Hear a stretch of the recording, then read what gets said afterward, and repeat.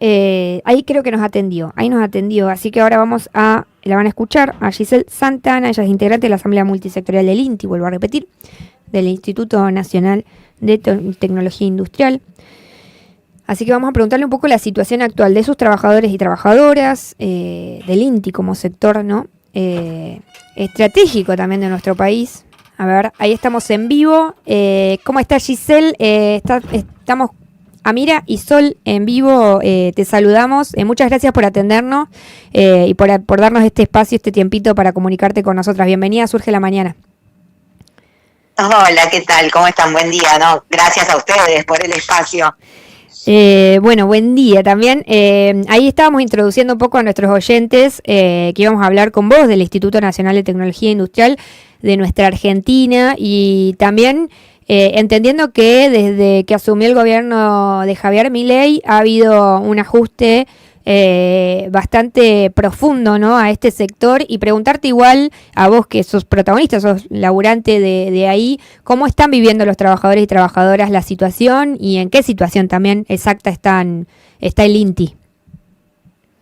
Bueno, es como vos decís, ¿no? Desde el momento en que asumió Milei, nosotros ya nos preparábamos. Imagínate que el INTI es, bueno, en principio un organismo del Estado, y estaba la amenaza explícita del presidente de que venía, ¿no? Era el topo que venía a destruir el Estado desde adentro. Es además un organismo del sistema científico y tecnológico, y este es un gobierno claramente anticiencia, no solamente en términos productivos o de desarrollo, como puede implicar el INTI en términos industriales, sino que lo estamos viendo con la situación de la vacunación y de tantos retrocesos en lo que es la investigación científica, ¿no? Posiciones no sé, medievales de este gobierno, de terraplanistas y de antivacunas.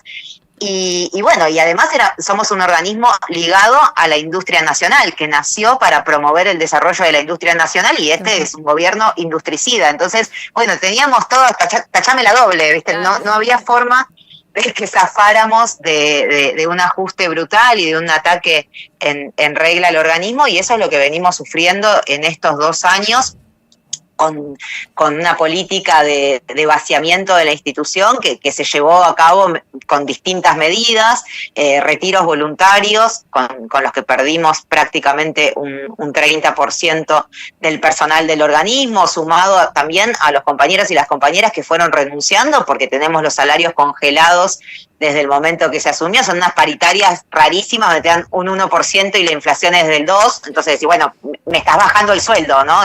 Todos los meses nos bajan el salario, y también la situación de despidos de compañeros y compañeras, los más precarizados, ¿no? Los compañeros y las compañeras que tienen contratos de monotributo. Entonces, todo eso, perdimos un montón de compañeros y de compañeras, y además no hay un peso en el presupuesto para equipamientos, para insumos. Ay, a ver, se cortó. La comunicación hace... Sí. ¿Se escucha? Sí, Giselle, se cortó un segundo en la parte que decías de que no hay plata para el equipamiento y demás. Ahí nos quedamos. Claro, sí.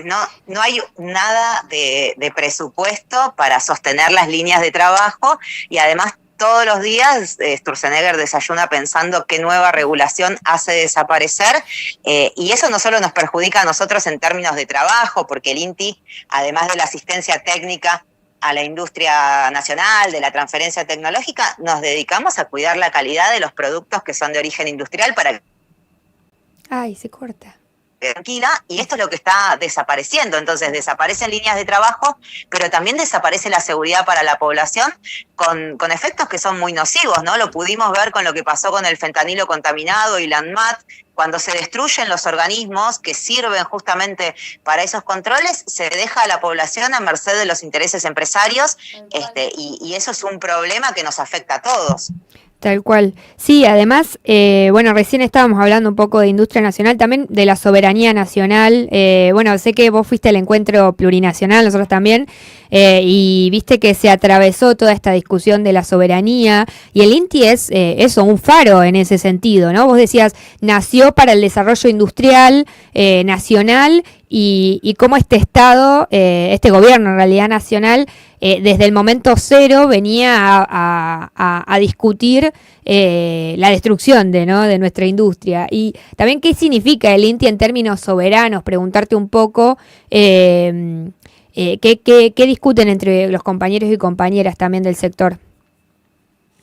Bueno, para nosotros ese fue un eje en la defensa del INTI. Nosotros en los meses de junio, julio, agosto, hasta que logramos la derogación del decreto que prácticamente disolvía al INTI, estuvimos dando esa discusión de cara a toda la sociedad, ¿no? Porque me parece que hay un problema muy, muy de fondo y muy profundo en la pelea, en la lucha política contra este gobierno, que es si estamos dispuestos a hacer una colonia.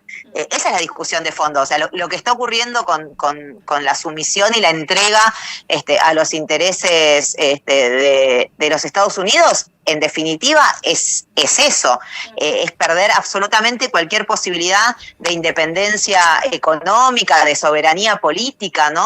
Seguimos a rajatabla la política internacional de Estados Unidos, pero además entregamos absolutamente todos nuestros bienes comunes naturales, destruimos la industria para no competir con los intereses extranjeros. Entonces, nosotros sabemos que el fondo de la cuestión es que el INTI, como tantos otros organismos, representa la posibilidad de algún tipo de soberanía, ¿no? Cuando vos tenés una industria nacional que pueda dar respuesta a las necesidades, digamos, y al desarrollo propio del país, cuando tenés un sistema científico y tecnológico que te pueda colocar en la posibilidad de tener esa autonomía, eso choca con los intereses de los países que pretenden ponernos bajo su órbita y su dominación, ¿no? Volver a controlar el patio trasero, parece clara la política de Trump en la disputa por la hegemonía de Estados Unidos, y nosotros somos un eslabón en eso y somos un problema para esos intereses imperialistas. Entonces, bueno, está claro que el gobierno viene a destruir esas posibilidades porque el INTI nació cuando había un proyecto que después podemos discutir, que es en términos capitalistas y qué significa la industria y quiénes son los dueños, ¿no?, de esas industrias. Un montón de debates que sin duda son interesantes, pero bueno, había un proyecto de país y el INTI se creó con esa posibilidad, ¿no?, de decir, bueno, vamos a sustituir importaciones, vamos a hacer un desarrollo nacional de la industria, y esto hoy está completamente en jaque, y esa es la verdadera discusión de fondo y la pelea que estamos intentando dar los trabajadores y las trabajadoras de INTI, no solo como una cuestión corporativa de defender nuestros puestos de trabajo, sino de defender un proyecto de país. Tal cual. Y para preguntarte también, bueno, la situación hoy, entiendo, vos hablabas de que un 30% ya del personal, digo, no está más, ¿no? Entre que renuncia y también despidos, entiendo que hubieron que nos contaste. Pero bueno, me parece importante esta discusión que están dando y que, bueno, están dando un montón de sectores, ¿no?, de los trabajadores y trabajadoras que están siendo ajustados en el gobierno nacional, de esto, de qué proyecto de país tenemos y queremos. Hoy está en debate, no sé qué pensás vos en eso, en el Movimiento Nacional y Popular o quienes quieren un país, una patria justa, libre y soberana y demás, en debate de, bueno, qué proyecto queremos o a qué proyecto apostamos. Y el INTI, ¿no?, como bien decís, está ahí también, ¿no? Y bueno, mencionabas de la sustitución de importaciones, por ejemplo, y como que se dejó de debatir eso, porque eso existió hace unos años, pero se dejó de debatir, bueno, la necesidad. En el gobierno anterior, por ejemplo, no se discutía la sustitución de importaciones. Bueno, cómo volver a poner eso en debate y sobre la mesa, ¿no?, para también el proyecto futuro que nosotros tengamos, ¿viste? Esta cuestión propositiva también desde nuestro lugar. Sí, para mí esto que traes es clave. Creo que ustedes mencionaron el 38 Encuentro Pluri, y creo que eso atravesó también el encuentro, ¿no? Desde los feminismos, los transfeminismos, también estamos discutiendo eso, y creo que te diría que somos el sector que se anima a discutirlo con mayor audacia, ¿no? Como corriendo los límites de lo posible, porque creo que esa idea de casi, digamos, derrotista per se, ¿no? Como a priori ya estamos derrotados y no podemos pensar por fuera de la caja o de lo que se supone que es lo que podemos o lo que la relación de fuerzas nos da, y creo que ese es el problema que nos trajo hasta acá, ¿no? No poder tener mayor audacia en pensar realmente un país, un continente, ¿no? Una América, una América Latina, un mundo que realmente pueda satisfacer las necesidades de las mayorías y que no termine en estos proyectos de pesadilla, donde prima el sálvese quien pueda. Entonces creo que nos debemos una discusión profunda y que hay algunas pistas de por dónde, ¿no? En el feminismo, en el transfeminismo, en los trabajadores y las trabajadoras del Estado, que defendemos políticas públicas que tienen que ver con garantizar derechos. Parece que ya no está de moda, pero digo, bueno, nuestro laburo son derechos para las mayorías. Cuando nosotros trabajamos en el Ministerio de Trabajo o en Desarrollo Social o en Salud, en Educación, en Ciencia y Tecnología, lo que deberíamos poder estar haciendo es eso, ¿no? Garantizar derechos para las mayorías, y todo eso no está en discusión hace mucho tiempo. Ahora está puesto directamente en crisis, ¿no? Parece que fuera una mala palabra hablar de derechos, como que todo es un privilegio y entonces al final que nada, no nos corresponde nada. Y me parece que esa es una discusión muy, muy necesaria de hacer y de ponernos de acuerdo, aunque sean algunos puntos básicos, porque después, incluso dentro de ese campo nacional, popular, dentro de la clase obrera, dentro de los sectores populares, hay discusiones sobre hasta dónde, sobre los límites del capitalismo para esa posibilidad, sí, ¿no? Que mencionabas de patria justa, libre y soberana. Pero más allá de eso tenemos que poder encontrar algunos puntos de acuerdo básico, primero para resistir y para enfrentar este ataque, y después para hacer propuestas que tengan que ver con nuestras necesidades. Ahora creo que tenemos una posibilidad respecto a la reforma laboral, ¿no? Bueno, ellos quieren una reforma esclavista, volver al 1900 y que no exista ningún derecho. ¿Qué queremos nosotros, nosotras, nosotres, los trabajadores y las trabajadoras? ¿Qué es lo que queremos? ¿Vamos a defender este statu quo donde la mitad de la clase obrera ya no tiene ningún derecho? ¿O vamos a apostar y a pelear para avanzar en reivindicaciones que dejen de significar que esos derechos son un privilegio, sino que se extiendan a las mayorías? Bueno, me parece que un poco ahí está la discusión del momento. Y cómo nos unimos, ¿no?, en pos de esa pelea. Tal cual. Bueno, Giselle, muchas gracias. La verdad que muy de acuerdo, no viene caso, pero la verdad que muy de acuerdo en lo que planteás. Y bueno, también agradecerles por la lucha a los laburantes a las y los laburantes del INTI y de todo, ¿no? Del Estado, ¿no? Que están defendiendo sus puestos de laburo, pero también lo que significan esos puestos de laburo para nuestra sociedad y nuestro país, así que agradecerles también por eso. Si querés una última reflexión compartir, pero bueno, te agradecemos mucho por darnos un tiempito para hablar con nosotras, y bueno, también bienvenida a ser recibida cuando quieras acá en persona y conocer la radio, así que bueno, era eso. Bueno, no, fue la verdad que un placer, me hubiera quedado horas charlando, siempre es lindo charlar entre compañeras.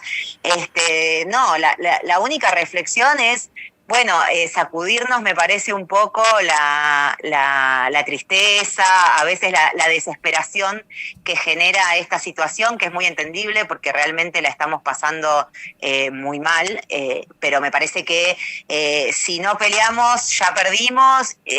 Si peleamos podemos perder, pero también podemos dar vuelta esta situación. Yo creo que hay reservas, que hay muchos sectores que están dispuestos a dar la pelea. Falta encontrar una orientación, ¿no? Sí. Como para dónde, con qué métodos, de qué manera. Así que ojalá podamos construir eso, ojalá algo del encuentro y de lo que estuvimos discutiendo en los talleres aporte y ayude en ese sentido. Acá en el INTI seguimos dando la pelea y la vamos a seguir dando para defender esta trinchera de lucha y para defender lo que desde acá producimos. Así que gracias por darnos el espacio también para contarlo. Bueno, muchas gracias. Te mando un abrazo y bueno, y a todos los compañeros y compañeras. Un abrazo. Gracias. Bien, ahí estábamos entonces hablando con Giselle Santana, la pueden seguir en sus redes, también pueden seguir a seguir la lucha del INTI, que a veces también pasa, viste, que no se sabe bien qué es el INTI, y eso también, o sea, es un problema. Claro, es un problema y algo que nos debemos, ¿no? Empezar a conocer Sí. qué había en el Estado, qué había en nuestra Argentina, qué hay. ¿Para qué sirve? ¿Para qué sirve, no? Un Instituto Nacional de Tecnología Industrial, con todo lo que implica algo eso. nacional, industrial, Eh, nuestro.